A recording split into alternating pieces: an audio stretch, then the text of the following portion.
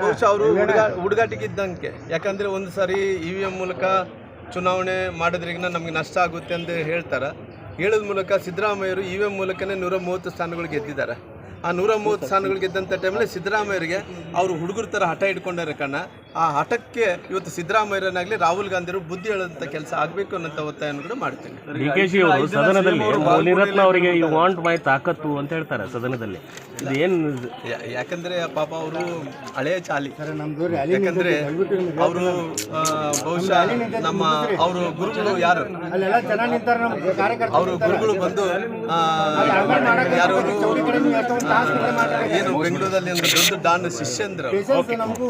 ಹಂಗಾಗಿ ಇವತ್ತು ಅವರು ಆ ಬಂದಂಥ ಸಂಪ್ರದಾಯ ಏನಿದೆ ಅವ್ರು ಬಂದಂಥ ಅಲ್ಲಿಂದ ಎಲ್ಲಿಂದ ಬಂದಿದ್ದಾರೋ ಸದನದಲ್ಲಿ ಬಂದಂಥ ಟೈಮಿಗೆ ಆ ರೀತಿ ಮಾತಾಡೋದು ಸಹಜ ಆಗಿದೆ ಅವರಿಗೆ. ಸಿದ್ದರಾಮಯ್ಯನವರು 5 ದಿನ ಕ್ಷೇತ್ರದಲ್ಲಿ ಬಂದು ಪ್ರಚಾರ ಮಾಡ್ತಿದ್ರು.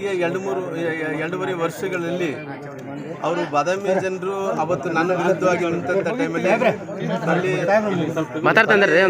ಅಭಿವೃದ್ಧಿ ಕೆಲಸಗಳು ಬಹಳಷ್ಟು ಮಾಡಿಕೊಟ್ಟು ಇವತ್ತು ಇಲ್ಲಿ ತನಕ ಆಗಿದೆ. ಬಾಗಲಕೋಟೆ ಜಿಲ್ಲೆ ಜನರಿಗೆ ಇವತ್ತು ಸಾಕಷ್ಟು ಹೋರಾಟಗಳು ಮಾಡಿದ್ವಿ, ಧರಣಿಗಳು ಮಾಡಿದ್ವಿ, ಎಲ್ಲವನ್ನೂ ಕೂಡ ಭಾರತೀಯ ಜನತಾ ಪಾರ್ಟಿ ಮಾಡ್ತಾ ಇದ್ರು ಕೂಡ ಇವತ್ತು ಇದೊಂದು ಅವಕಾಶ ಜನರಿಗೆ.